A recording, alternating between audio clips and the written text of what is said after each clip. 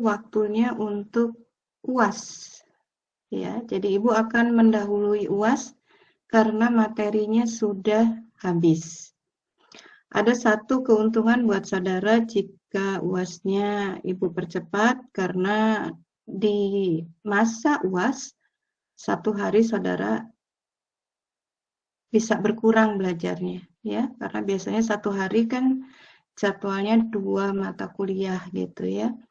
Jadi kalau Ibu percepat UASnya gitu dengan alasan materi sudah habis, maka pada hari yang sama saudara memiliki waktu lebih banyak untuk belajar mata kuliah lainnya.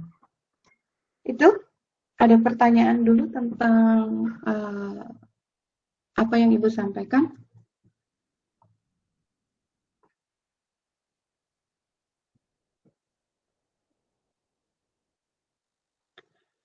Jadi minggu depan UASnya dilakukan secara offline di kelas bahan, ya.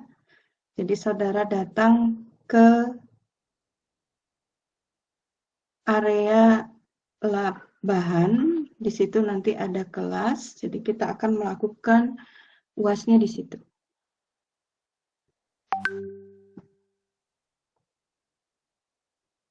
Paham ya? Ada pertanyaan?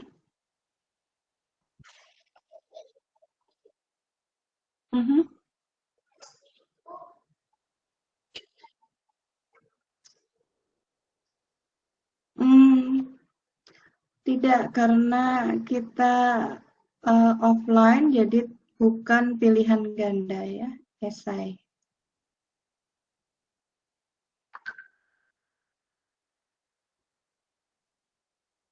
Materinya itu materi setelah UTS.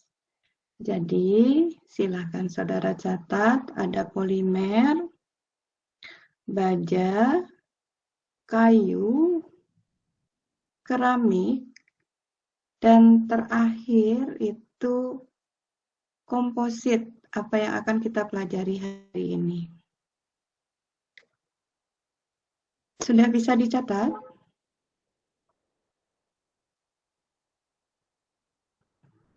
Itu adalah materi setelah UTS gitu ya. Nah, sudah dicatatkah? Sudah, Bu. Baik. Jika sudah, Ibu akan mulai pembelajaran hari ini tentang material komposit ya.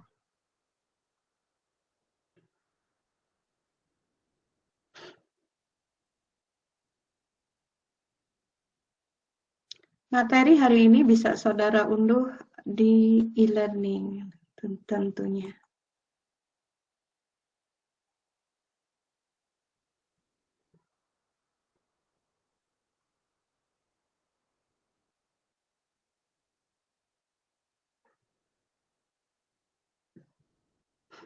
Screen Ibu apakah bisa terlihat?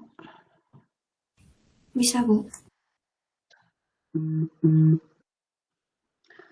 Oke, Widiawati bisa Ibu ditolong dokumentasinya? Iya, Bu, bisa. Baik. Jadi kita pahami dulu apa yang dimaksud dengan material komposit.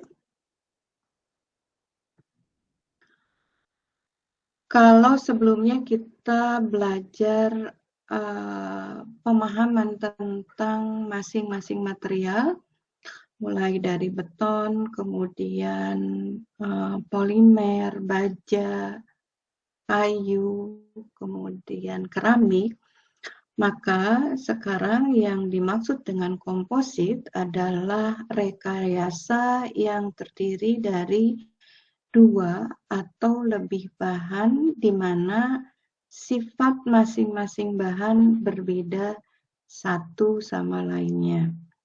Ya. Jadi kuncinya adalah material yang terbentuk atau terdiri dari 2 atau lebih bahan dalam satu struktur gitu ya, satu elemen struktur. Jadi seperti tadi Ibu sampaikan, kalau sebelumnya kita hanya belajar per material, maka pada saat kita belajar komposit, material-material yang sudah kita pelajari tadi ini digabungkan.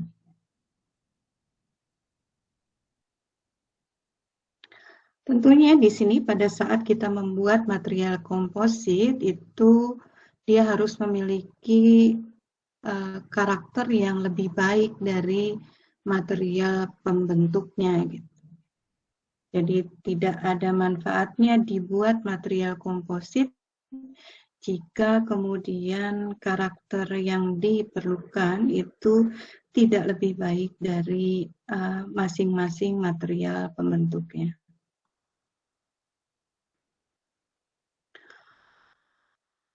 Definisi komposit di sini dibedakan menjadi 3. Yang pertama itu tingkat dasar. Jadi tingkat dasar ini pada molekul tunggal. Ya. Jadi bila material yang disusun dari 2 atom atau lebih disebut komposit. Contohnya ini pada polimer misalnya ya. Kemudian pada keramik. Itu dia juga merupakan komposit, tetapi masih tingkat dasar. Kemudian tingkat mikro itu dia disusun dari 2 fasa atau senyawa. Contohnya di sini adalah baja dan karbon misalnya, gitu ya. Jadi itu tingkat mikro. Jadi pada saat kita membuat baja seperti sudah kita pelajari sebelumnya, baja itu terdiri dari paduan antara besi dan karbon ya, yang kita ubah-ubah fasanya sehingga kemudian terbentuk senyawa yang berbeda. Nah, di tingkat makro itu disusun dari campuran 2 atau lebih penyusun makro yang berbeda. Ini gampang aja, misalnya baja dan beton gitu ya. Jadi dia bentuknya sudah makro. Itu definisi komposit, jadi dibedakan menjadi tingkat dasar, mikro, dan makro.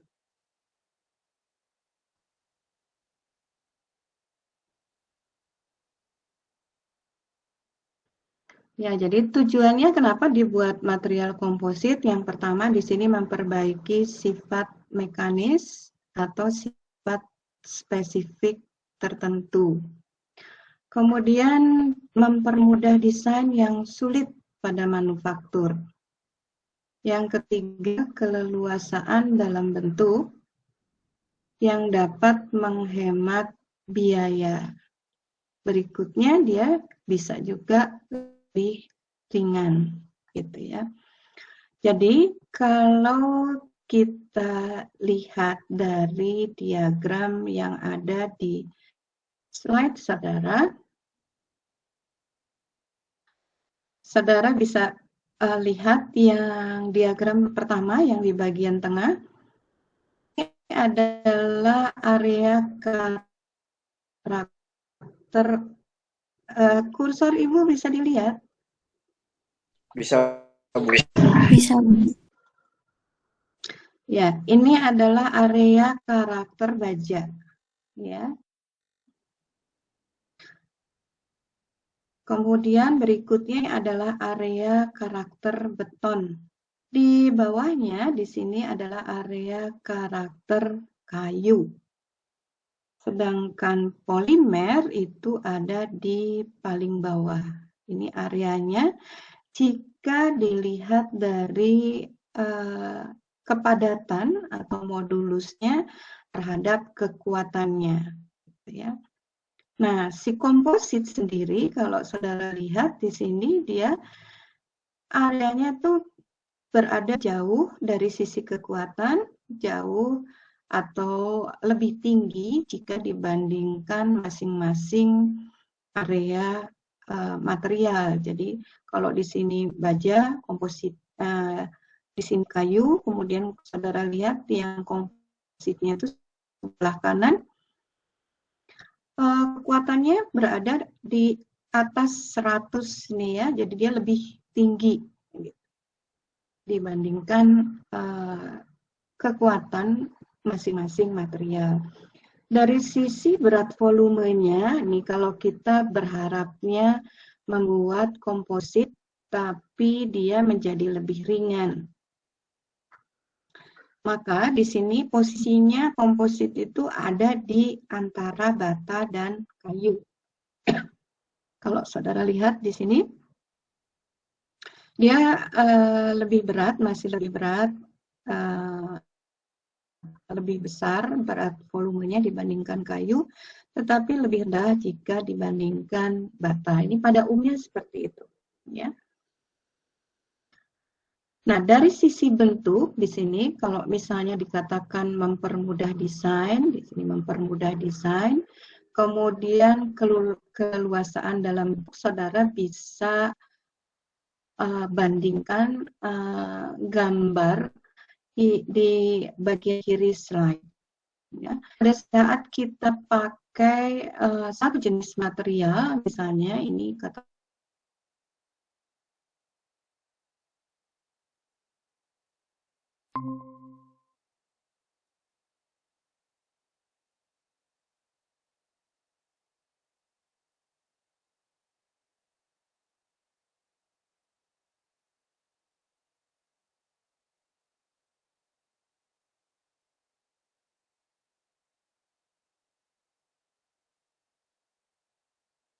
komposit itu yang dua sebelah kanan.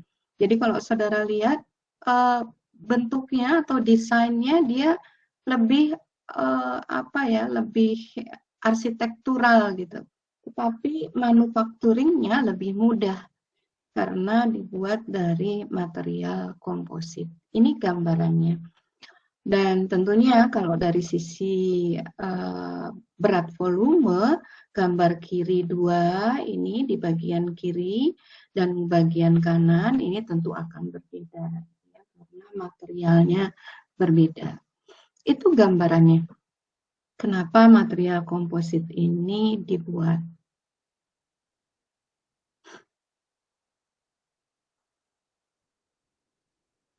Ya, penyusun komposit itu ada dua, ya, ada dua atau terdiri dari dua fasa. Yang pertama adalah matriks, ya. Kemudian yang kedua adalah pengisi. Kita lihat matriksnya dulu.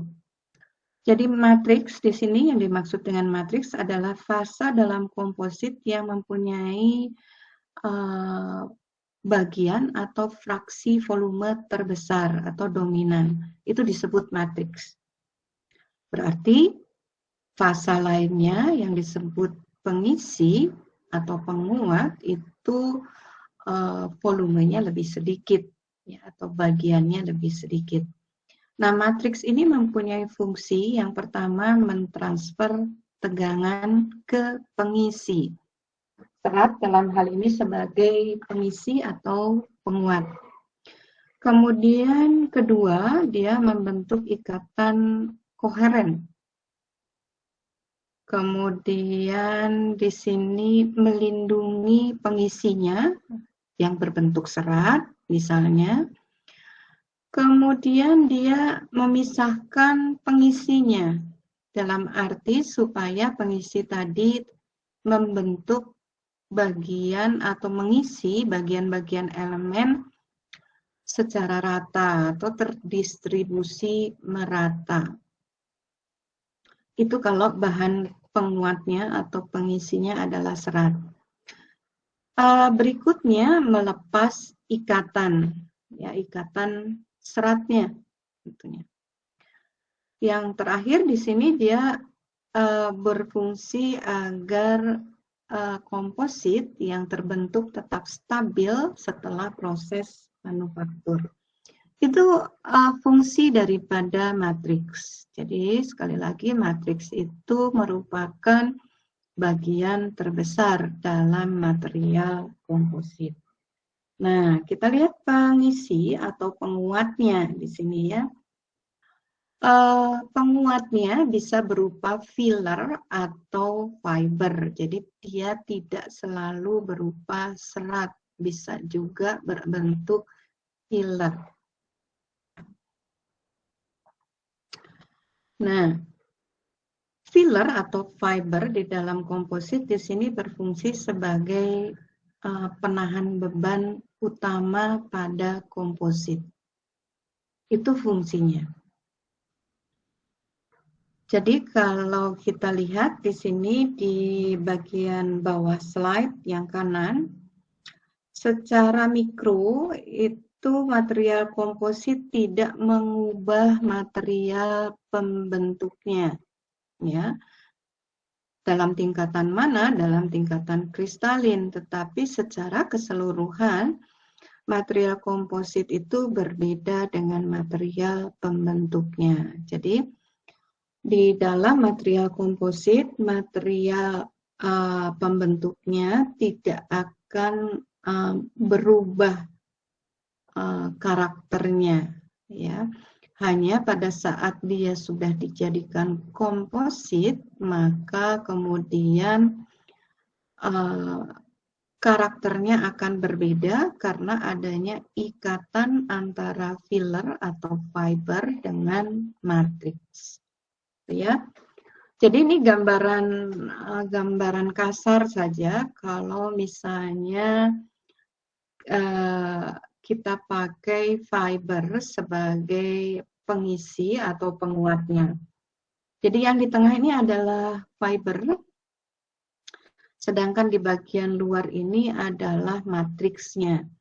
Yang diarsir ini adalah interface antara matriks dengan fiber. Nah, karena kita menggabungkan dua material, yang pertama matriks dan fiber, tentunya yang kita harapkan itu ada ikatan. Ikatannya pakai apa di sini? Ada agentnya, ada bahannya lagi. Jadi kalau tidak ada agent yang mengikat antara fiber dan matriks, tentunya komposit tadi tidak akan terjadi, ya. Jadi selain bahan utamanya tentunya yaitu matriks dan fiber, nah di sini perlu ada juga bonding agent atau material yang bisa mengikat antara fiber dan matriks.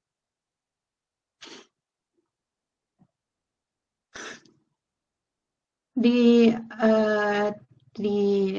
slide saudara bagian kanan atas di sini, saudara bisa lihat ada yang disebut dengan pelekat antar dua penyusun. Dua penyusunnya ini adalah material utama yang membentuk komposit yang berfungsi sebagai matriks dan fillernya atau seratnya. Nah, tetapi ada interface di sini pelekatnya, ya. Jadi ini yang perlu dipahami. Sekali lagi, walaupun kita mengkombinasikan dua jenis material untuk membentuk komposit, jika tidak ada interface, maka komposit tadi tidak akan terbentuk dengan baik.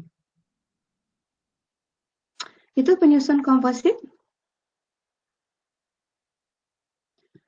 Nah, kalau kita sudah tahu penyusunnya, maka kemudian tentunya kita perlu melihat di sini syarat terbentuknya komposit. Jadi yang pertama di sini ada interlocking antar permukaan atau ada ikatan yang terjadi karena kekasaran bentuk permukaan partikel. Partikel yang mana? Di sini partikel material pembentuk kompositnya. Kemudian ada gaya elektrostatis, ini ikatan yang terjadi karena adanya gaya tarik-menarik antara atom yang bermuatan. Ya, selain elektrostatis, tentunya ada gaya van der Waals. Gaya van der Waals itu apa? Gaya yang terjadi karena adanya elektrostatis di atas. Jadi tarik-menarik antara inti atom dengan elektron atom lain, ya, itu van der Waals. Nah, sekarang walaupun misalnya kita sudah kombinasikan dua material dengan memperhatikan adanya interface atau ikatan antar material pembentuknya, tentunya akan tidak sama karakter yang diperoleh atau yang dihasilkan oleh komposit yang kita buat, karena ada beberapa hal yang perlu diperhatikan yang merupakan variabel yang mempengaruhi karakter komposit. Yang pertama, ukuran partikel. Ya. Ukuran partikel itu contoh saja, misalnya nih kalau saya membuat komposit antara pasta semen dengan pecahan kayu, ya, atau apa ya? Pecahan kayu itu sisa kayu tuh ya, sisa kayu hasil pemotongan. Itu biasa juga disebut dengan flake, ya, karena dia masih ada bentuknya. Kalau kayu sisa gergajian itu bentuknya kan serbuk, ya. Tapi kalau flake itu potongan kecil-kecil, itu namanya flake. Nah, flake itu biasanya dia ukurannya besar, sedangkan pasta semen itu terbentuk dari butiran semen dan air, di mana semen itu partikelnya lebih kecil, gitu ya. Nah, itu perlu kita pertimbangkan. Pertimbangannya bukan hanya pada saat dia berbentuk material tersendiri, misalnya semennya saja, karena semen butirannya kecil, tetapi pada saat semen tadi sudah bereaksi dengan air, maka dia menjadi bahan tersendiri, ya, pasta semen yang tersendiri, gitu. Itu yang kita lihat dari ukuran partikel. Atau misalnya juga partikel antara polimer misalnya dengan flake, sama aja, ya, ukuran partikelnya berbeda. Yang berikutnya adalah rapat jenis bahan yang digunakan, kemudian fraksi volume material pembentuk kompositnya, kemudian komposisi materialnya,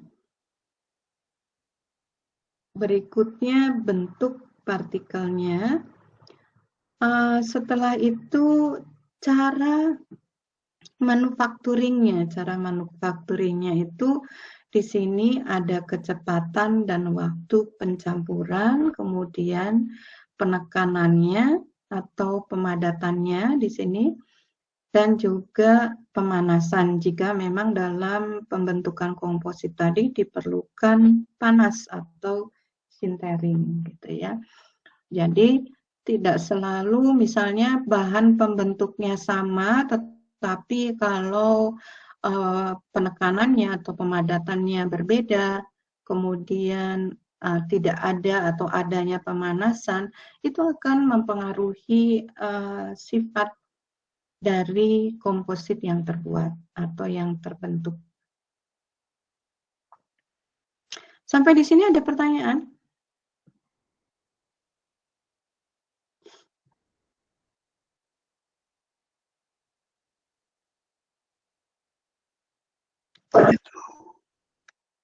Baik. Lanjut dulu, Bu. Ya. Kita lihat sifat komposit di sini. Jadi sifat komposit itu ditentukan oleh material. Ini pastinya ya, yang menjadi penyusun komposit. Yang kedua, bentuk dan penyusunan struktural. Nanti kita lihat nih, apa yang dimaksud dengan bentuk dan penyusunan struktural. Kemudian interaksi antar penyusunnya. Ya, jadi sebelumnya kita pahami dulu klasifikasi daripada komposit ini berdasarkan matriksnya. Jadi matriks ini kita bedakan menjadi 3. Yang pertama itu matriksnya bentuknya keramik. Yang kedua itu jika matriksnya adalah logam. Sedangkan yang ketiga matriksnya berupa polimer. Nah, di dalam bahasa Indonesianya gitu, ketiganya ini disebut yang pertama KMP, komposit matrik polimer. Sedangkan yang kedua komposit matrik logam. Dan yang terakhir adalah komposit matrik keramik gitu ya. Nah, di dalam referensi itu istilahnya berbeda lagi gitu. Kalau misalnya saudara lihat di sini, ini adalah matriksnya. Yang pertama logam, keramik, dan polimer. Ini jika menurut referensi. Maka kemudian kita lihat istilahnya di sini, jika matriksnya adalah logam, maka di dalam referensi dikenal sebagai MMC atau Metal Matrix Composites. Sedangkan jika matriksnya keramik, maka dia CMC atau Ceramic Matrix Composite. Ya. Sedangkan jika matriksnya polimer itu dikenal sebagai PMC. Ya, itu istilah di dalam referensinya. Jadi silakan saudara boleh pakai yang istilah bahasa Indonesia, tetapi bukan berarti juga saudara tidak memahami apa yang ada di dalam referensi, supaya tahu kalau saudara baca buku nanti apa yang dimaksud dengan CMC, MMC, dan PMC. Itu menurut matriks pembentuk kompositnya. Ya. Nah, kalau tadi berdasarkan matriksnya, kita lihat sekarang berdasarkan penguatnya. Penguatnya di sini yang pertama adalah partikulat. Ya, partikulat berarti bentuknya adalah partikel. Yang kedua fiber atau serat. Nah, yang ketiga ini structure, ya. Jadi bentuknya sudah berbentuk struktur kompositnya. Untuk yang partikel di sini dibedakan lagi menjadi partikel yang besar. Kemudian di sini partikel yang pada saat dia terdispersi atau tersebar ke dalam matriks itu ada penguatnya, ya, atau dispersion strengthen. Ya, itu pembagian bahan penguat partikel. Sedangkan untuk yang serat itu ada yang menerus di sini continuous dan discontinuous atau tidak menerus, ya. Yang discontinuous itu dibedakan menjadi 2, align itu searah, itu align. Kalau random ya random, ya. Tidak beraturan. Itu untuk bentuk serat, ya. Sedangkan yang struktur itu dibedakan menjadi 2. Bentuknya yang pertama adalah struktur laminasi, yang kedua dia berbentuk sandwich, ya. Gambarannya itu saudara bisa lihat di slide saudara. Ini adalah penguat yang bentuknya partikel di dalam matriks komposit. Kalau yang di tengah ini adalah gambaran serat di dalam matriks komposit. Nah, kalau saudara lihat gambar seperti ini adalah gambar serat yang discontinue dan dia align, ya, atau searah. Itu gambarannya seperti itu. Jadi dari sini saudara bisa membayangkan bagaimana yang discontinue tetapi dia random. Ya, random itu arahnya berarti bermacam-macam, ya, tidak searah gitu, ya. Itu random. Nah, kalau continuous itu seratnya itu seperti lapisan gitu, ya, di dalam bentuknya di sini seperti lapisan atau lembaran gitu. Itu yang continuous. Nah, untuk yang structure di sini kalau saudara lihat ini ada laminasi, ada sandwich gitu, ya. Nah, untuk laminasi ataupun sandwich kurang lebih bentuknya seperti ini. Jadi karena dia bentuknya sandwich misalnya, dia lapis-lapis begini, ya. Ini lapis ini pertama material A misalnya, berikutnya material B gitu, ya, dan seterusnya gitu. Itu penguatnya. Ya, Ibu akan coba diskusikan dulu.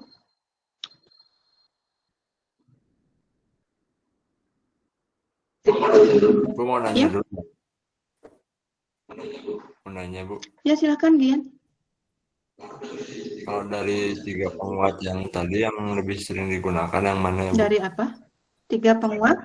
Dari 3 penguat yang komposit tadi. Tiga-tiganya sering Yang dipakai. Tergantung peruntukannya. Tapi tiga-tiganya sering dipakai. Ya.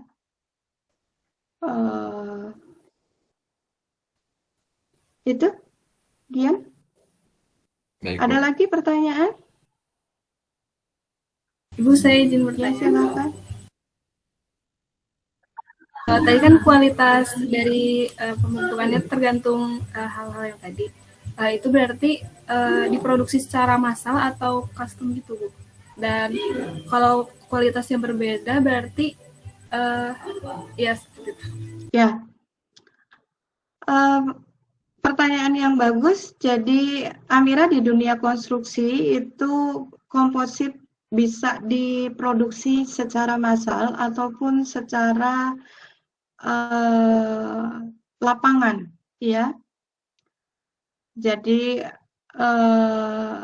pada umumnya itu dibuatnya dia secara massal gitu, karena proses yang memang memerlukan biaya yang lebih besar gitu dan memerlukan perangkat yang tidak sederhana. Jadi dia pada umumnya dibuatnya secara massal. Begitu? Baik, terima kasih, Bu. Ada lagi pertanyaan?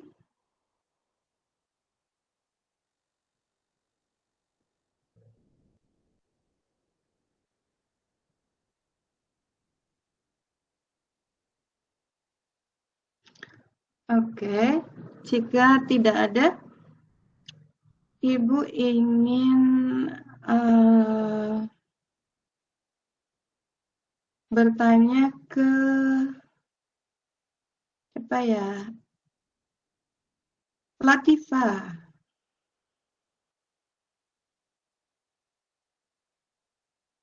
Latifah Rabia ada? Ada, Bu. Latifah, jenis matriks untuk komposit itu dibedakan menjadi berapa, Latifah?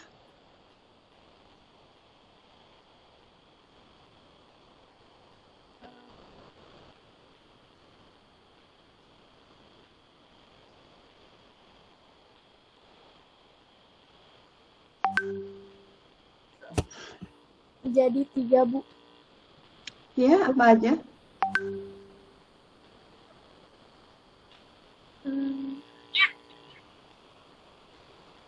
Keramik, logam, sama polimer. Keramik, logam, dan polimer. Andika, Ya, Bu. bisa disebutkan kembali jenis penguatnya? Jenis penguat, Bu.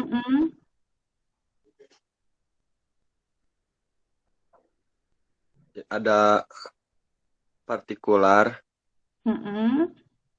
terus di partikular ada 2 jenis, Mm-mm. yang besar dan yang penyebaran gitu, yang dispersion. Mhm. Terus yang fiber atau serat itu ada yang berkelanjutan dan yang tidak berkelanjutan. Yang tidak berkelanjutan itu ada 2, yang searah dan ngacak. Terus yang jenis yang ketiga itu yang struktural, ada yang Mhm. laminat, sama yang bentuk sandwich. Oke, Kafi ada? Muhammad Kafi ada kah? Ada, Bu. Ya, Muhammad Kafi, mana yang lebih banyak? Matriks atau penguatnya di dalam komposit?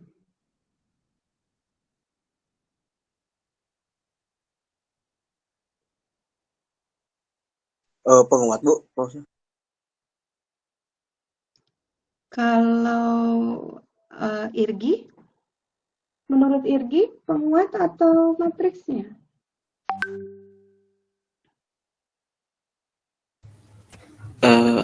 Ada suaranya, Bu. Ya, Yang lebih banyak matriks, Bu. matriksnya.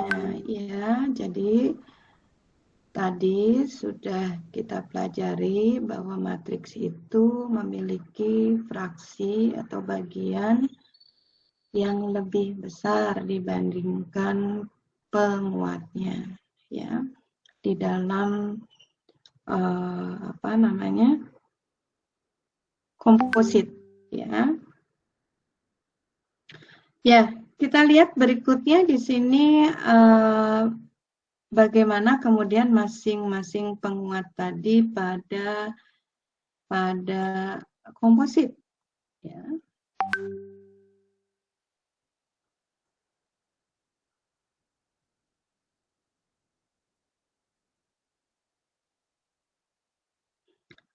Ya, yang pertama partikel di sini untuk partikel.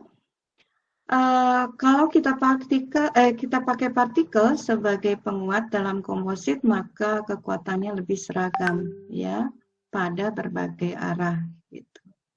Tentunya di sini kalau itu pada saat manufacturing juga pencampurannya dilakukan pada cara dan waktu yang tepat.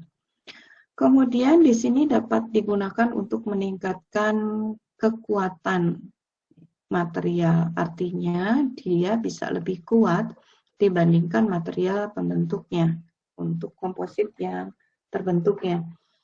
Kemudian cara penguatan dan pengerasan oleh partikulat adalah dengan menghalangi pergerakan dislokasi.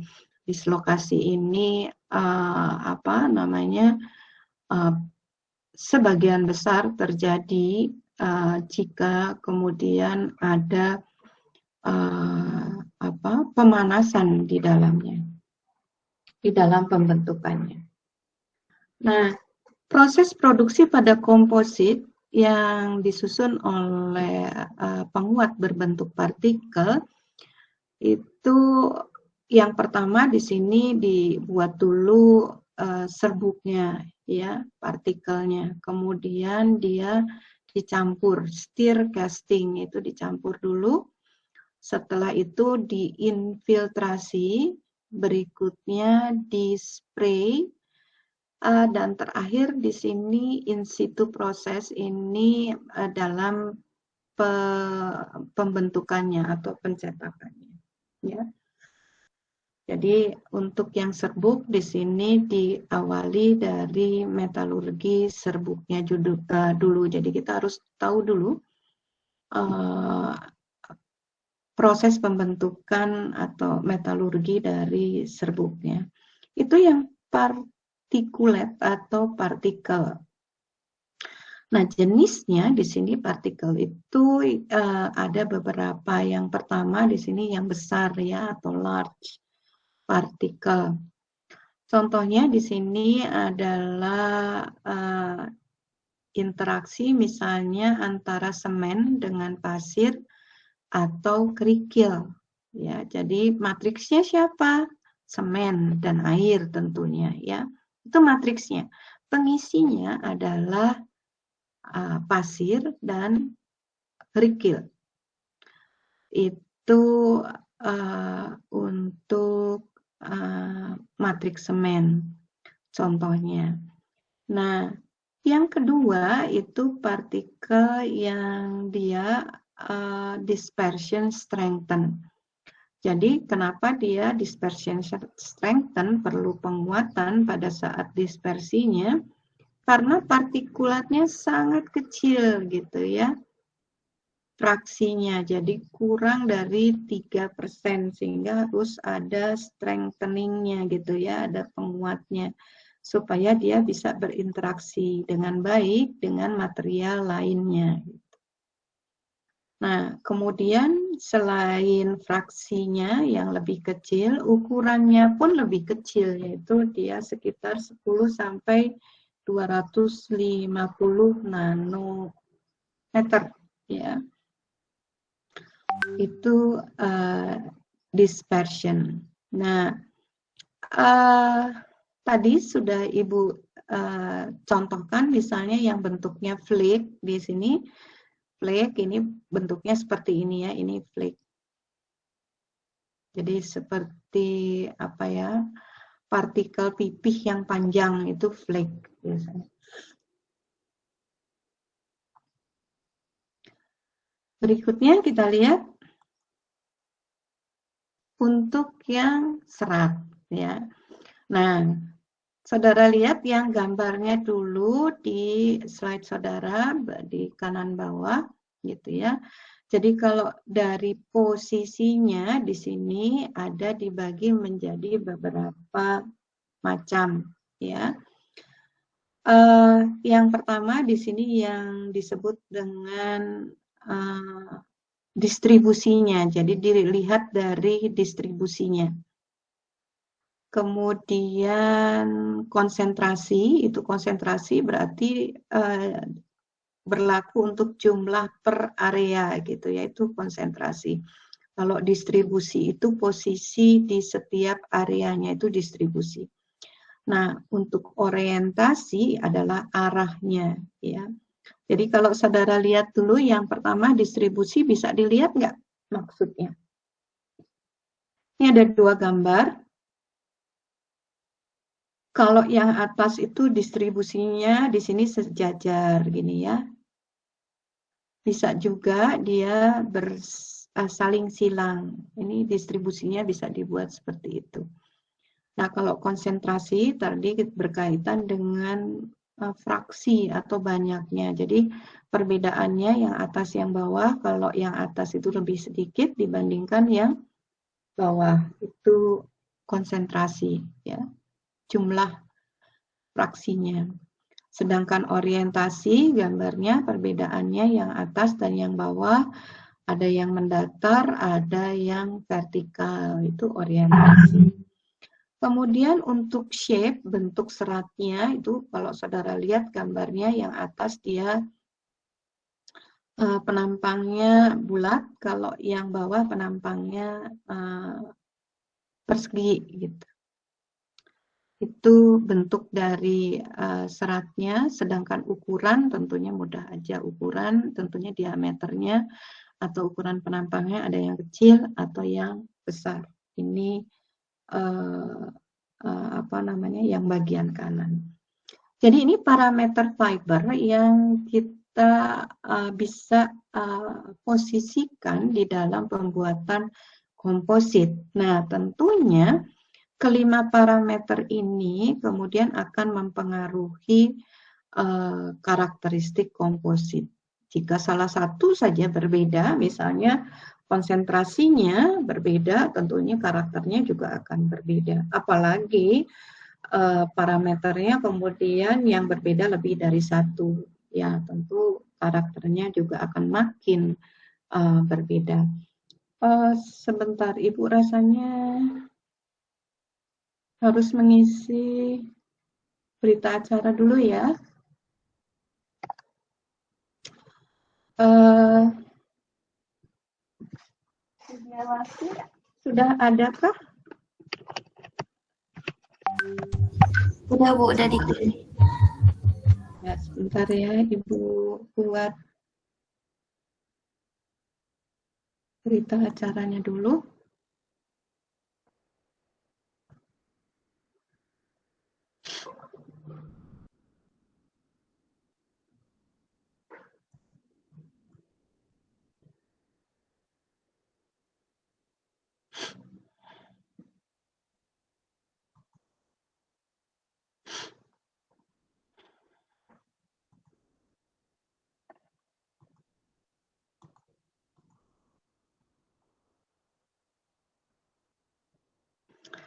Ya, bukan apa-apa ya, Ibu sempatkan buat berita acara ini karena dari prosentase kehadiran itu karena Ibu lupa isi berita acara, jadi seolah-olah Ibu tidak hadir, padahal Ibu tidak pernah absen dari perkuliahan ini.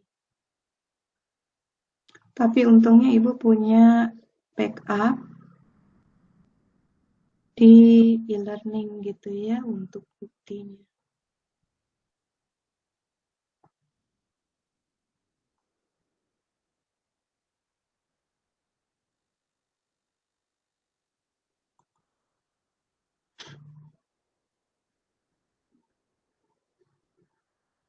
Hari ini yang tidak masuk berapa orang ya? Atau masuk semua ya? Ibu belum Bu. lihat.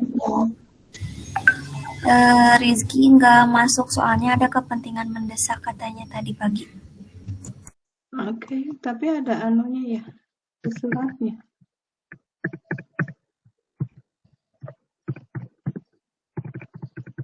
Ada suratnya kah?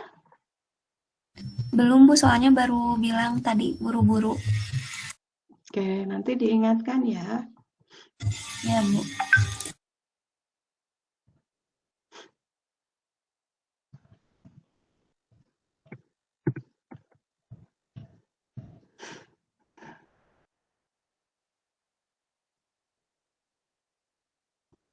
Sambil Ibu mengisi berita acara, Ibu mau sampaikan juga cara atau keseluruhan materi yang perlu saudara pelajari untuk UAS-nya minggu depan. Yang pertama itu untuk baja dan kayu, itu termasuk laporan yang saudara buat, itu saudara pelajari ya. Laporan pengujian. Nah, kayu itu yang dipelajari dari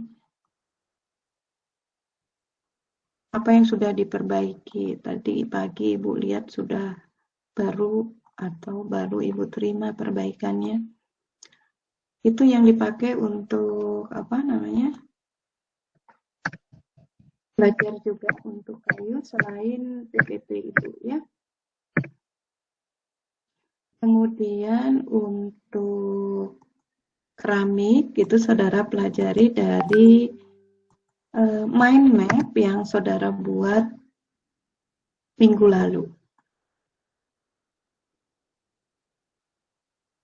Berikutnya untuk komposit itu juga saudara nanti silakan pelajari dari mind map-nya. Jadi setelah belajar ini nanti Ibu akan berikan waktu untuk saudara membuat mind map lagi supaya saudara bisa membuat resume-nya untuk belajar minggu depan ya.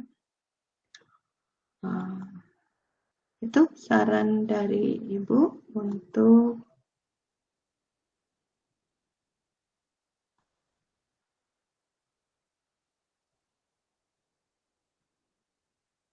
Gue mau nanya, iya. kalau nanti UAS ada, Ya. Ada yang perhitungannya nggak?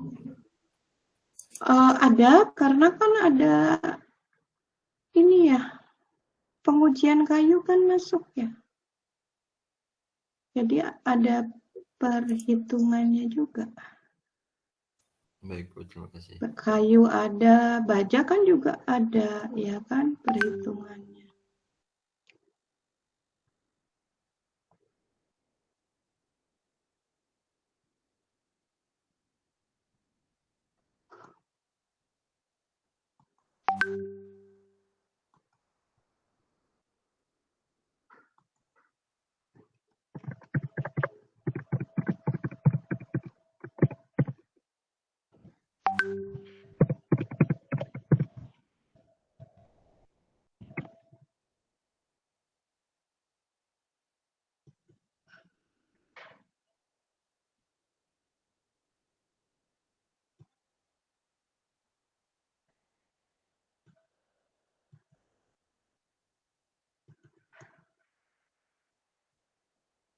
Bu, Ya, Bu tadi yang banyak pembelajarannya dari yang hasil pengujian sama Bu.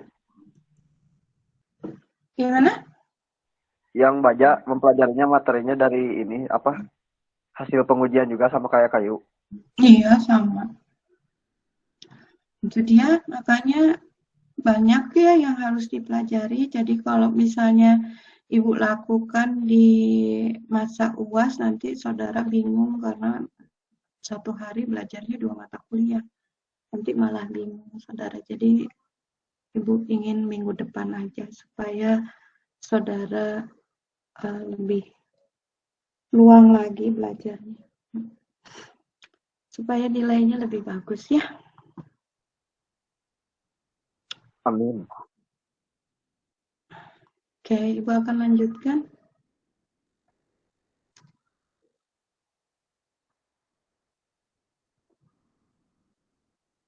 Tadi sampai di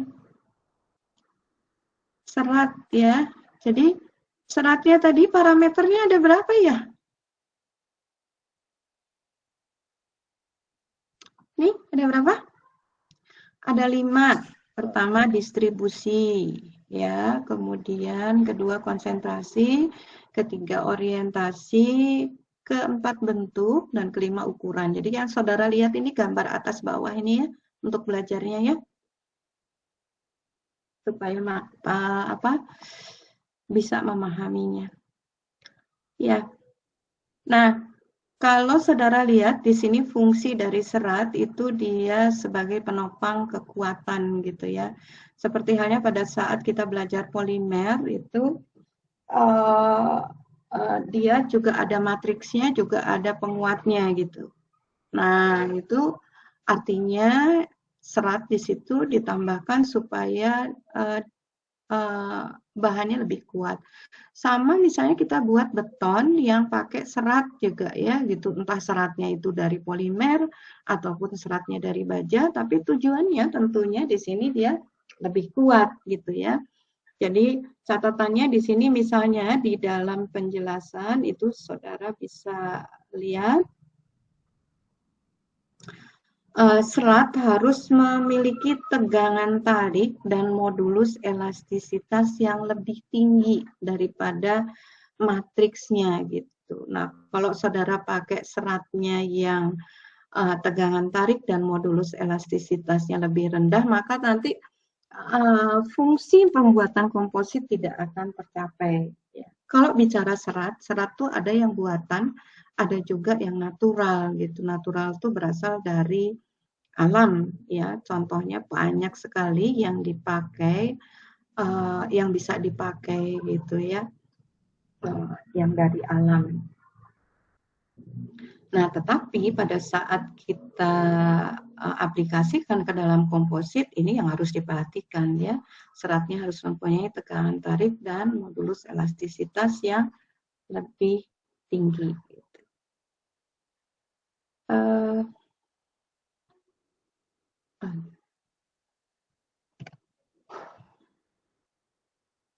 Sebentar. Ada sebentar Ibu, ada yang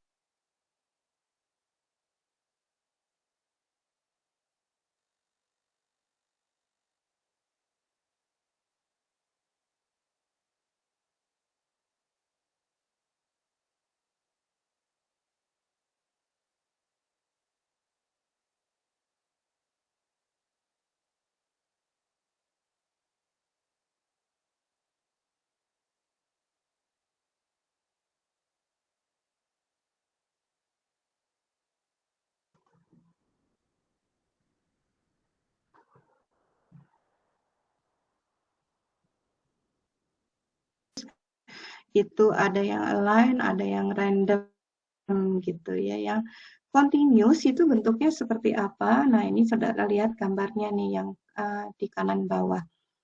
Yang atas ini adalah bentuk daripada serat yang continuous. Jadi dia seperti lembaran gitu ya. Seperti lapisan atau lembaran, tetapi arahnya itu sama gitu. Itu yang continuous yang pertama. Yang kedua, continuous juga, tapi dia bentuknya seperti tikar. Ini namanya woven, ya, woven fiber. Ya, dia continuous juga, tetapi arahnya dua. Kalau ini satu arah, continuous satu arah yang A. Kalau yang B itu continuousnya dua arah. Jadi saudara bayangkan aja seperti tikar tuh yang dianyam gitu ya. Itu A dan B adalah continuous, sehingga disebut bidirectional gitu ya, karena arah seratnya ada dua. Nah, untuk yang random itu saudara bisa lihat yang C, misalnya ini yang random. Jadi kalau random itu kemudian seratnya di dalam composite itu dia tidak beraturan gitu ya, atau disebut di sini dengan chalk fiber composite. Gitu. Itu untuk yang tidak menerus gitu. Kemudian satu lagi di sini ada yang hybrid. Kalau hybrid itu gabungan tentunya ya, gabungan antara yang discontinuous dengan continuous gitu. Tapi paling tidak dari sini saudara bisa membayangkan bagaimana komposisi bukan komposisi, posisi dari fiber di dalam composite. Kalau kita aplikasikan di dalam composite, itu maksudnya. Ya. Nah, untuk yang hybrid di sini, kalau kita lihat hybrid ini komposit antara tipe serat lurus dengan serat acak. Gambarnya tadi yang paling bawah kanan itu yang hybrid ya. Nah, untuk hybrid ini itu biasanya yang kita kenal adalah fiberglass contohnya ya. Fiberglass itu komposisinya kalau saudara bisa lihat ada di sebelah kanan bawah ini adalah oksida-oksida pembentuk dari hybrid fiber jenis fiberglass ya.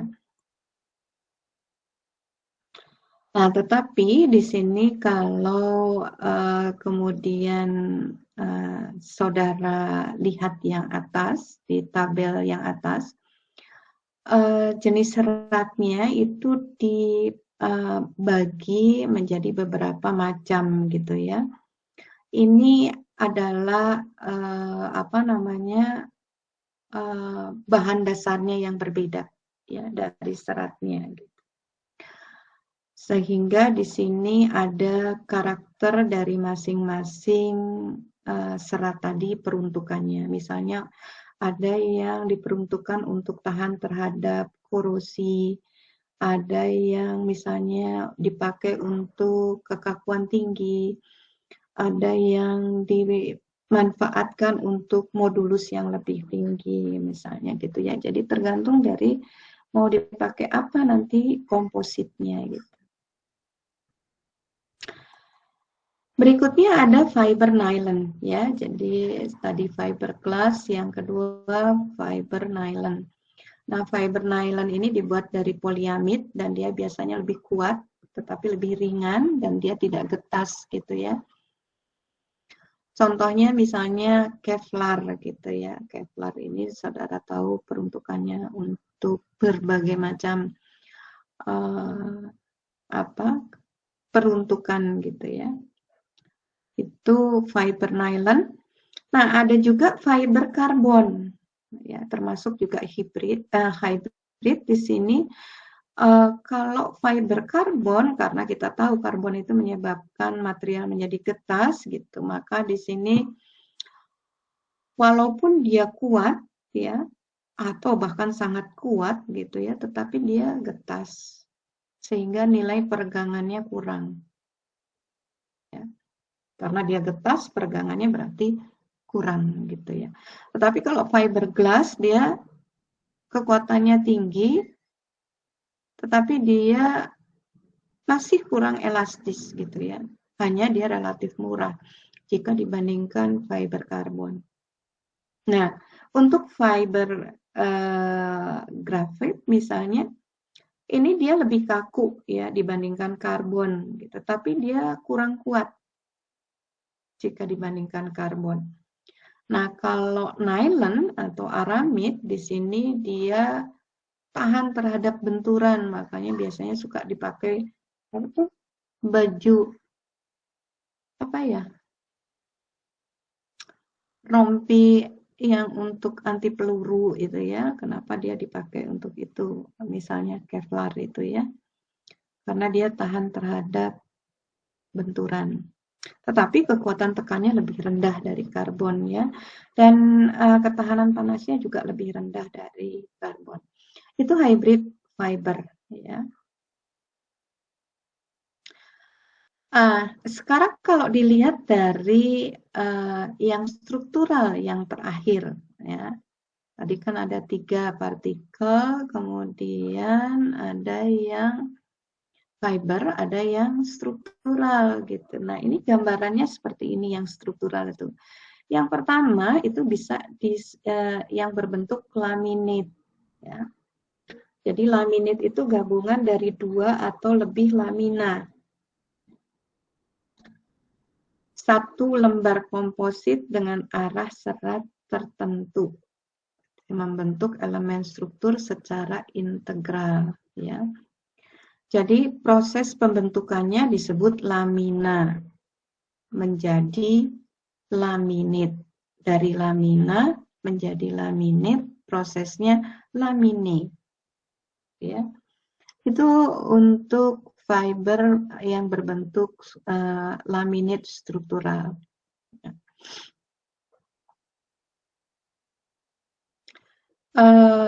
Di sini ada catatannya yang penting harus saudara pahami. Kalau lamina itu serat penguatnya searah ya, atau unidirectional, pada umumnya tidak menguntungkan karena memiliki sifat yang buruk gitu ya. Ini kalau dia searah saja. Nah, kalau bicara laminate itu saudara bayangkan ada yang pernah tahu triplek atau multiplek? Pernah tahu nggak? Pernah. Ada yang pernah tahu? Nah, Bu. Oh ya, kalau namanya triplek itu berarti ply-nya 3 atau 3 ya. Sedangkan multiplex itu lebih dari 3, tetapi selalu ganjil ya, selalu ganjil. Nah, kalau saudara pernah tahu bentuknya, triplek itu susunan lapisannya itu dia arahnya berbeda satu dengan yang lain ya. Jadi misalnya yang triplek karena ada 3 lapisan kayu, maka lapisan pertama misalnya diambil seratnya memanjang arahnya. Kemudian lapisan keduanya arahnya memendek. Nah, lapisan ketiganya memanjang lagi. Gitu ya. Itu triplek. Berarti kalau multiplek itu berikutnya disusun seperti itu. Tujuannya supaya apa? Supaya dia tidak unidirectional. Arahnya nggak sama. Tapi berbeda, ada bidirectional. Gitu. Bisa bayangkan itu ya? Jadi kalau saudara sudah tahu bentuknya, nah saudara bayangkan untuk triplek yang dari kayu, itu pembentukannya seperti itu. Kalau triplek itu berarti triply, lapisannya ada 3. Ya, dengan penyusunan arah serat kayu yang berbeda antara satu lapisan dengan lapisan lainnya. Tujuannya supaya apa? Supaya kekuatannya lebih baik, gitu ya. Itu membayangkan yang dimaksud dengan bidirectional dan unidirectional, itu seperti itu membayangkannya. Nah, kalau di komposit itu dia kan bisa macam-macam karena tidak harus kayu, tapi dia bisa juga misalnya seratnya dari polimer, dari baja yang dibuat seperti itu. Itu membayangkannya untuk laminate. Nah, yang kedua, yang sandwich panel di sini. Sandwich panel itu biasanya dia dibuatnya seperti gambar yang B. Jadi kalau saudara lihat di sini, susunannya ini biasanya juga dia terbuat dari 3 lapisan. Ya, jadi kenapa 3 seperti triplek tadi? Supaya lapisan pertama, kedua, dan ketiga itu bisa dibuat selang-seling gitu ya. Nah, contohnya misalnya di sini untuk gambar yang ada di B itu lapisan pertama ini yang luarnya, ini contohnya misalnya kalau kita buat dari baja, atau biasanya kalau di sandwich itu dikatakan yang bagian luarnya ini adalah skinnya atau kulit permukaannya. Jadi misalnya yang skinnya kita buat dari lembaran baja, nah di tengahnya di sini itu diisinya dari material yang lain. Ini adalah core-nya, ya, core-nya. Yang berikutnya di sini lapisan baja lagi, berikutnya sebagai skinnya gitu. Tetapi lapisannya ganjil tetap ya, jadi seperti bagaimana orang memproduksi triplek, multiplek, itu susunannya ganjil. Nah, untuk core yang biasa dipakai di sini ini adalah PU atau poliuretan, bisa juga PVC gitu ya, bisa juga berbentuk honeycomb ya atau seperti sarang tawon bentuknya, tetapi dia dari polimer juga gitu. Kenapa komposit sandwich ini dibuat? Jadi utamanya ditujukan untuk efisiensi berat. Jadi kalau saudara lihat gambar B ini, kita punya suatu tinggi, ya, suatu tinggi tertentu, tetapi karena di tengahnya, di bagian core-nya diisi oleh material yang lebih ringan, maka secara keseluruhan komposit ini beratnya menjadi lebih ringan gitu. Bayangkan dengan tebal atau tinggi yang sama, tetapi semua dibuat dari baja. Nah, tentunya dia akan lebih berat gitu ya. Ini apa maksudnya? Tetapi tentu tetap walaupun kita menggabungkan 2 macam material, kekakuan dan kekuatannya juga harus tetap tinggi gitu ya, supaya karakter kompositnya terbentuk dengan baik. Itu untuk fiber berbentuk struktural. Nah, mudah-mudahan sudah bisa membayangkan sekarang bagaimana komposit tadi terbentuk. Kita lihat aplikasinya sekarang pada bidang teknik sipil ya, bagaimana aplikasinya. Yang pertama di sini kita lihat untuk elemen konstruksi. Jadi kalau disebut elemen konstruksi, berarti yang harus kita ingat bahwa elemen konstruksi itu bisa berupa kolom, bisa berupa balok, bisa berupa pelat, itu elemen konstruksi. Nah, di antara elemen konstruksi tadi bisa kita buat composite, ya. Tetapi tentunya karena kita buat composite, di sini perlu penghubung atau konektor yang biasa dikenal sebagai shear connector. Jadi penghubung untuk menahan geser, gaya geser. Yang saudara lihat di sini adalah yang kecil-kecil ini, hitam-hitam ini adalah shear connector. Ya, ini yang dimaksud dengan shear connector. Jadi kalau misalnya ini platnya, Kemudian yang melintang ini adalah baloknya, ya. Nah, ini kita pasangkan shear konektornya di sini di antara balok dengan plat maupun antara balok dengan kolom. Jadi di sini gambarannya composite itu material yang kuning karakternya berbeda dengan material yang abu, gitu ya. Itu composite-nya.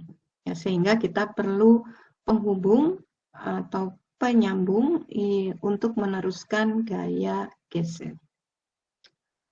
Itu composite untuk elemen konstruksi, contohnya yang memakai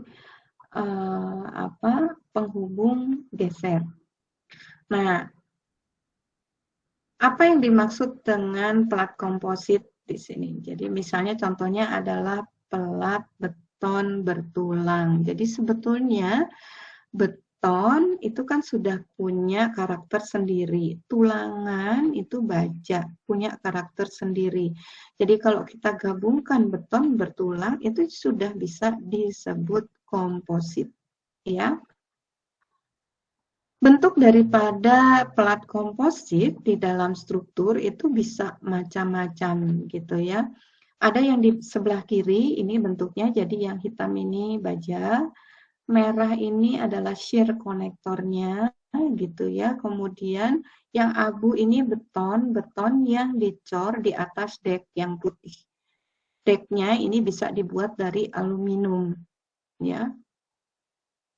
Jadi ada berbagai macam material di dalam elemen contoh yang pertama.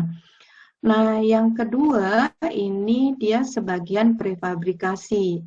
Prefabrikasi untuk yang mananya nih? Untuk yang bagian pelatnya di sini. Karena di dalam pelatnya, kalau saudara lihat ada lagi bentuk penguatnya yang bentuknya seperti rangka batang. Ini adalah penguatnya dari baja juga gitu, dan biasanya ini dibuat prefab atau dicor sebelumnya ya, dibuat di pabrik, itu prefabricated ya. Hanya kemudian di dalam pelaksanaannya secara keseluruhan di lapangan itu dia digabungkan dengan balok baja yang hitam, tetap ada shear konektornya atau penghubungnya yang merah ini. Nah, ada yang fully prefabricated ya. Kalau fully prefabricated itu biasanya full dibuat di pabrik ya, itu fully prefabricated walaupun dia pembentuknya masih sama ya, ada beton, ada baja yang hitam dan juga ada shear konektor yang kuning. Itu untuk plat komposit di dalam struktur. Ya, kemudian kita lihat plat slabs. Plat slabs itu dia biasanya pre-stress. Nah, apa ini pre-stress? Artinya di dalam elemen beton tadi di pabrik pada saat fabrikasinya diberi tegangan terlebih dahulu sehingga disebut pre-stress. Ya, diberi tegangan terlebih dahulu, itu pre-stress. Karena nanti juga saudara akan mengetahui apa yang dimaksud dengan post-stress. Kalau post itu setelah, kalau pre itu penguatnya diberi tegangan dulu baru dicor. Kalau post-stress itu dicor dulu baru penguatnya diberi tegangan. Gitu ya. Mudah-mudahan bisa dicatat itu antara pre dan post stress. Ya, contohnya itu elemennya bentuknya seperti ini. Ya, ini bagian bukan yang saudara lihat ini bagiannya yang putih ini. Ini adalah elemen pre-stress. Nah, ada lubang-lubang di sini, ada lubang-lubang. Ini dipakai untuk memasang tulangan yang sudah diberi tegangan terlebih dahulu tadi. Makanya disebut pre-stress. Jadi di dalam elemen platnya itu disediakan lubang-lubang tempat tulangan yang sudah diberi tegangan terlebih dahulu. Itu flat slide. Nah, kemudian ada yang steel sheeting, ya. Jadi lembaran baja yang dibentuk, ya, bentuknya bisa berbagai macam itu ya. Ada yang bentuknya mechanical, ada yang frictional, ada yang pakai juga angkur, ya, atau penguat di sini.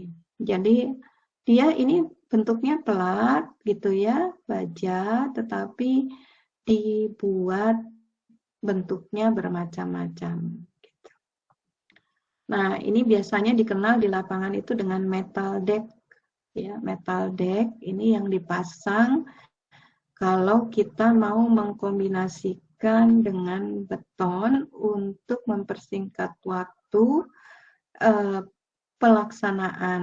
Jadi di sini dikatakan dia melayani sebagai lantai kerja atau framework. Jadi kalau di dalam pelaksanaan itu kita bisa ngecor sebelumnya tentunya dipasang bekisting atau cetakan, ya.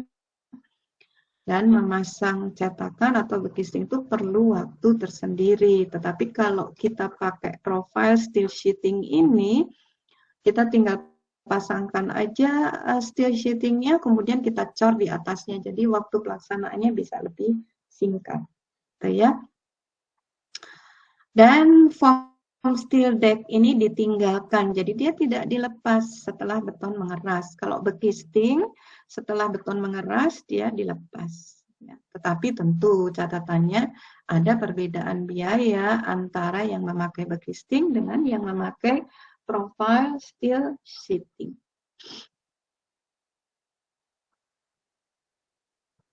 Ya, kita lihat berikutnya untuk yang balok, ya. Jadi kalau yang balok itu ada berbagai macam bentuk gitu ya. Jadi yang atas ini yang kuning, ini yang terbuat dari betonnya, sedangkan yang bawah ini yang biru, ini adalah baja. Nah, biru muda ya, baja. Biru tuanya ini adalah shear connector gitu. Bisa dibuat seperti itu. Nah, yang sebelah kanannya kalau saudara lihat, baloknya sendiri bukan hanya baja saja, tetapi dia baloknya juga sudah composite antara baja dan beton gitu. Jadi ada baloknya composite, kemudian dikompositekan juga dengan platnya gitu. Yang bawah di sini bentuk bajanya berbeda. Dia di sini bentuknya seperti rangka begini karena ada tujuannya. Jadi biasanya ini lubang-lubang ini diperuntukkan untuk mengurangi berat. Yang kedua bisa difungsikan juga untuk meletakkan kabel misalnya seperti itu ya, atau ducting misalnya, perpipaan gitu ya, sehingga strukturnya lebih rapi gitu.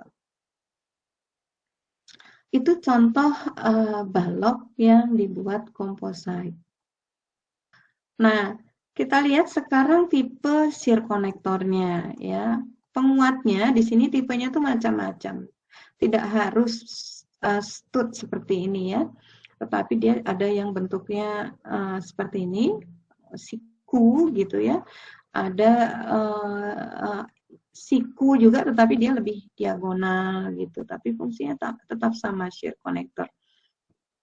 Ada yang dibuat bukan dari baja siku, tetapi dibuat dari sejenis semacam tulangan gitu, yang dibentuk gitu ya.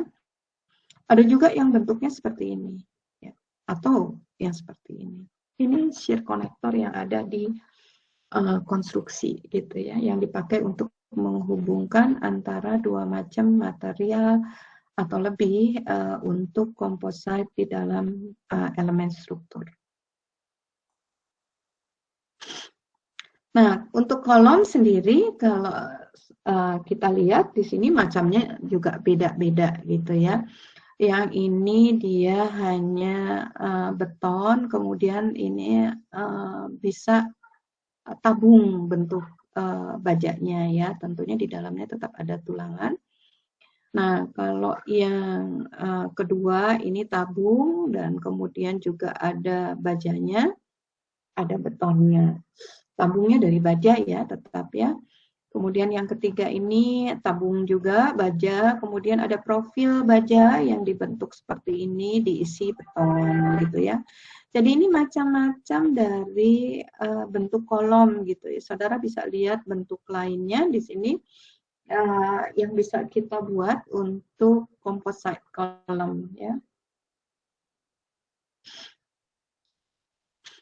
Oke. Sekarang kita lihat di sambungan ya. Kalau sambungan itu berarti antara balok dan kolom ya, itu sambungan. Jadi antara balok dan kolom itu biasanya sambungannya dilihat dari materialnya ya. Karena kalau misalnya kita menggabungkan antara dua di sini ada yang baja dan ada yang beton, maka bentuk sambungannya juga harus disesuaikan. Kalau baja dan baja itu sambungannya bisa dipakai misalnya las, baut gitu ya.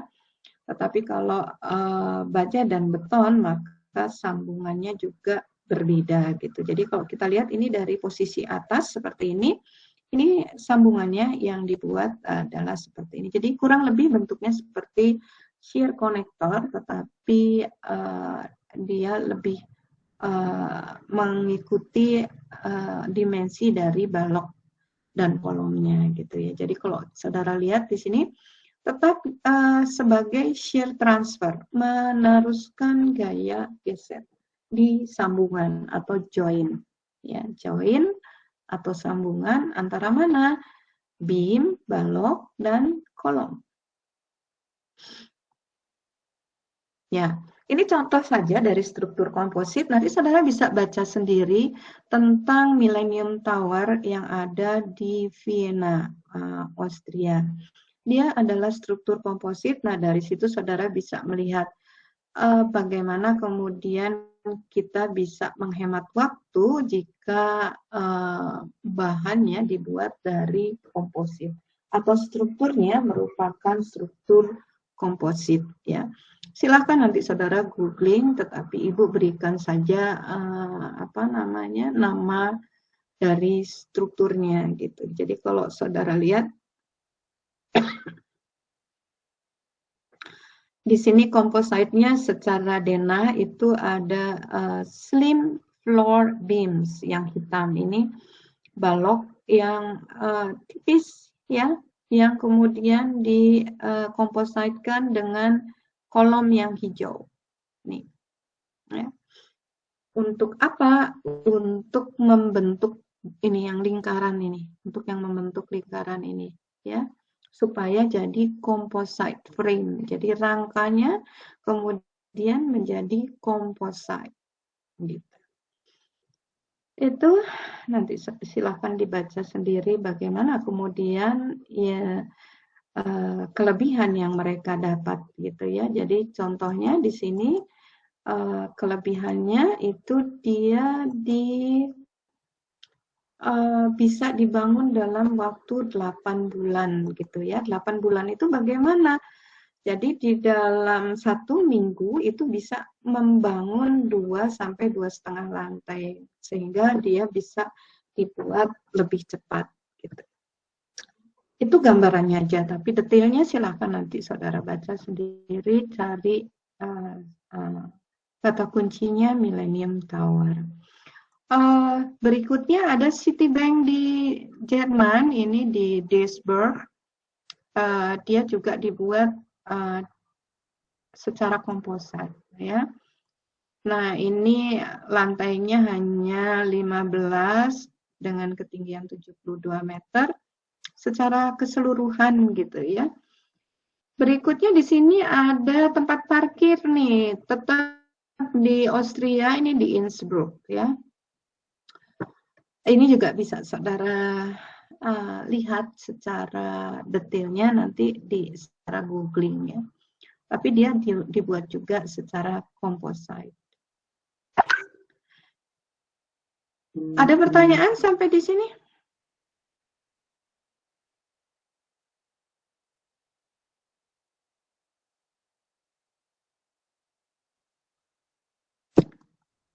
Ada pertanyaan kah?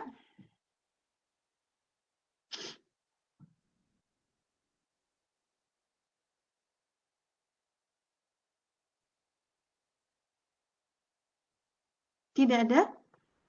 Ya, mudah-mudahan saudara bisa mengikuti dengan baik apa yang Ibu sudah sampaikan. Ini contoh detail dari parking deck di Innsbruck. Jadi kalau saudara lihat ini kolomnya itu dia tabung dari baja yang kemudian dikompositkan dengan pelat beton gitu ya. Dan kemudian tentunya kalau nanti saudara lihat googling detail dari struktur parking deck dash ini, nanti saudara bisa tahu lebih jelas misalnya kelebihan-kelebihan yang dipakai pada saat kita pakai komposit. Nah, di parking deck ini mereka memakai prefabricated concrete slab, artinya pelatnya itu sudah dibuat secara fabrikasi. Jadi sampai di lapangan tinggal memasang, dia tidak dicor di tempat. Jadi waktu pelaksanaannya pun lebih singkat. Itu contoh-contoh daripada struktur komposit gitu ya. Nanti contoh lain saudara bisa cari sendiri. Ada pertanyaan? Itu akhir dari pembelajaran kita hari ini. Ada sisa waktu pembelajaran hari ini. Materinya tidak banyak ya, material komposit ini kalau saudara lihat hanya kurang lebih 25 slide, selebihnya kan contoh-contoh saja. Nah, silakan buat lagi mind mapping atau resume dari pembelajaran hari ini untuk membantu saudara belajar untuk UAS. Itu ya. Mind mappingnya sama, nanti silakan dikumpulkan via e-learning. Ada pertanyaan kah?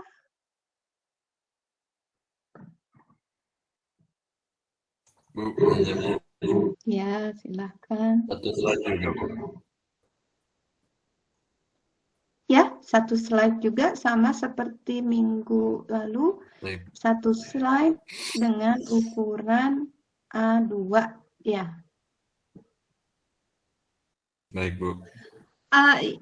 Kalau misalnya saudara mempunyai waktu lebih, silakan saudara searching referensi lain untuk menambahkan apa yang sudah saudara pelajari hari ini. Ya, tetapi kalau saudara mau menambahkan referensi, harus dicantumkan referensinya apa gitu ya. Itu boleh dikerjakan. Tentunya nanti saudara akan mendapatkan nilai lebih kalau saudara berusaha untuk mencari referensi lain. Itu ya. Nah, untuk pelaksanaan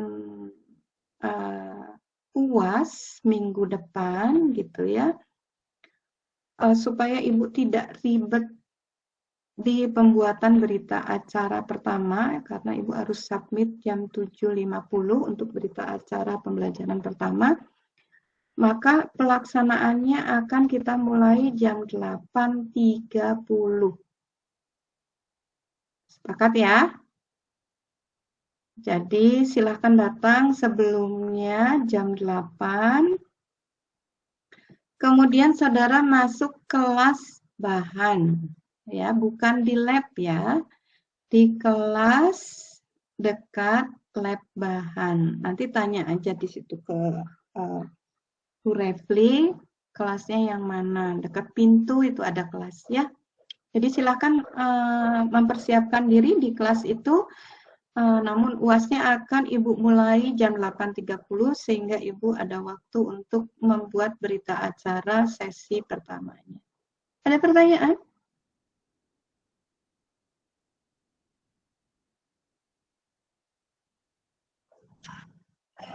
Ya.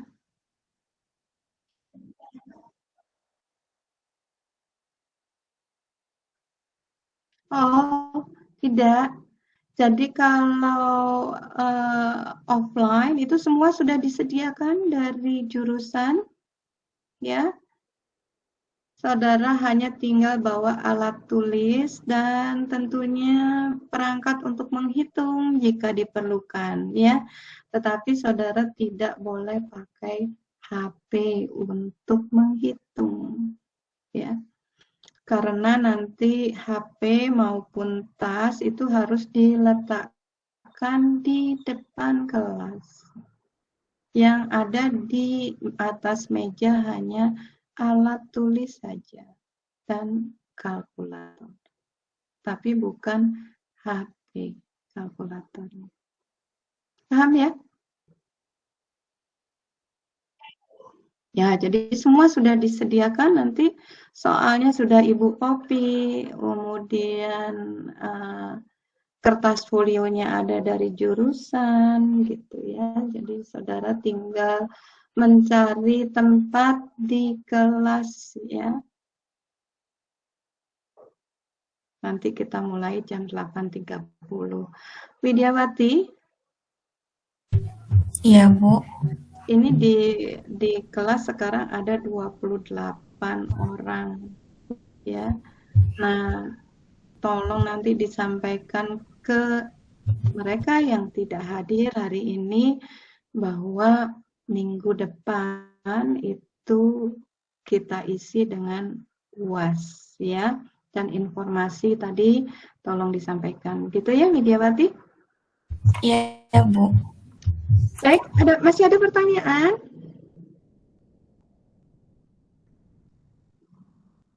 Cukup, Bu.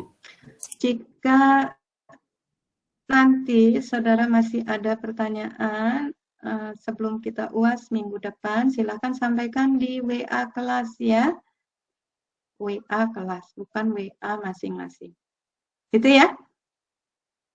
Baik, jika tidak ada lagi pertanyaan, Ibu akan akhiri pembelajaran hari ini. Silahkan kerjakan mind mapping pembelajaran hari ini. Nanti Ibu akan sediakan ruang pengumpulannya melalui e-learning. Wassalamualaikum warahmatullahi wabarakatuh. Sehat selalu. Usahakan minggu depan semua masuk, ya. Karena Ibu tidak ada remet UAS, ya. Gitu ya, jadi jaga kondisi, jaga kesehatan supaya hari Rabu minggu depan kita bisa melaksanakan UAS untuk MBG ini. Wassalamualaikum warahmatullahi wabarakatuh. Waalaikumsalam. Waalaikumsalam. Terima kasih, Bu. Terima kasih. Terima kasih, Bu.